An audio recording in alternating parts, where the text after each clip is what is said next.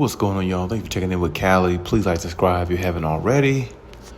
So, the Clippers got some really big help sent their way, almost like a gift, I would say, from the NBA gods. I mean, when you look at the situation that they're in, which is not a bad one because they've won,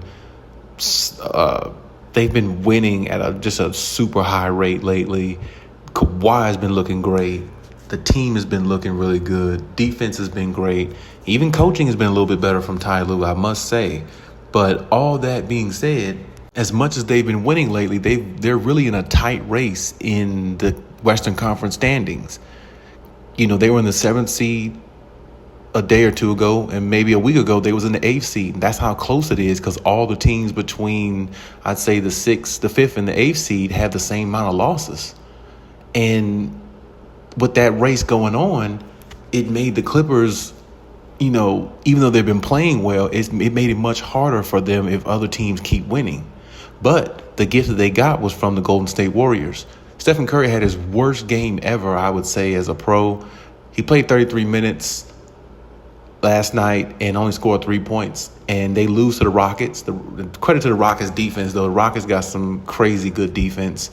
They couldn't stop Kawhi Leonard, but they end up doing a number on Stephen Curry. But that's not surprising to me. Kawhi is a better player than Stephen Curry, in my opinion. But, I mean, either way, they stopped the Warriors from getting a big win, which propelled the Clippers up to the 5th seed currently. And that's huge because the Clippers, even though they have to play the Warriors at the end of the season, if the Warriors lose another game or two and the Clippers keep winning, the Clippers will get at least the 6th spot by default. The way the Clippers are playing right now, I mean, they're really like they're like the hottest team in the NBA right now, honestly. They really are. And they're the most dangerous team based upon, you know, evidence of looking at them the last 10 to 15 games. So I don't think nobody would want to see this team, really, especially the way they're playing, especially Kawhi looking like he has his rhythm back. And, you know, shout out to Kawhi Leonard, man, because all the injuries, all the naysayers, all the everything, he still comes back and fight to be at one of the top spots in the NBA as one of the best players in the league.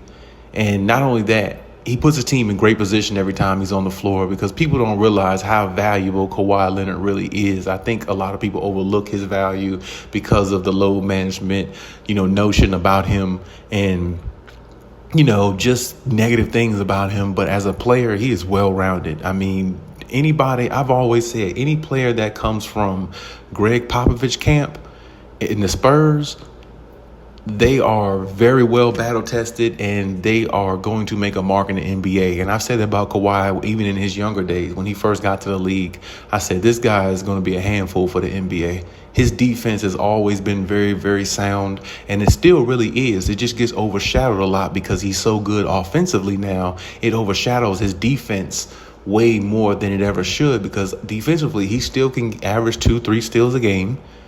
He still is a top defensive player. He's still good on ball, and he's still a disruptor.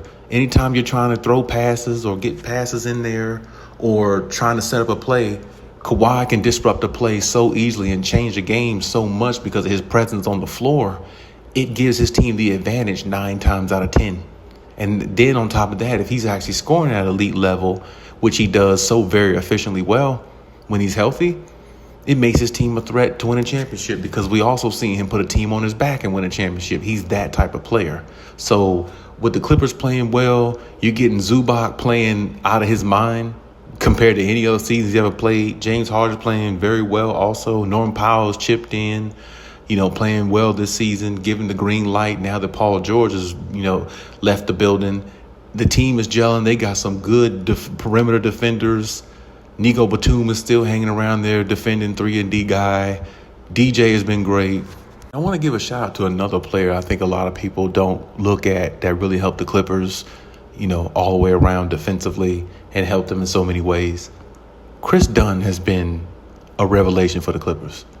He might be damn near just as good or a better pickup than what Derrick Jones Jr. has been, honestly. He's knocking down his three better with the Clippers, or just as good, maybe you could say, as he was with the Jazz. But when he first came to the league, he really couldn't shoot that well. And he's still not the greatest shooter ever, or greatest shooter at all, I should say. But he's been accountable to knock down that wide open three that Kawhi trusts him to knock down, along with James Harden. And his defense, when he comes in the game, his defense is so sound. His on-ball defense it's really good. And when you have him, DJ, and Kawhi on the floor, they can cause a lot of steals and get a lot of fast break points. And I think that's what puts the Clippers over the top with a lot of teams, especially the Clippers can score at ease because they have a lot of good scorers. But the fact that they can get easy buckets because of their defense and guys like Chris Dunn, that makes them more dangerous than what a lot of the teams can prepare for. And I think Chris Dunn deserves a lot of credit because he's definitely one of the ones that comes in, and their defense is even better when he's on the floor. His plus minus has got to be great this year. I probably need to go and look at it. I've checked it a few games, but I think I need to just check it every single game because, he's impressed me so much, and I'm pretty sure he's impressed a lot of Clippers fans.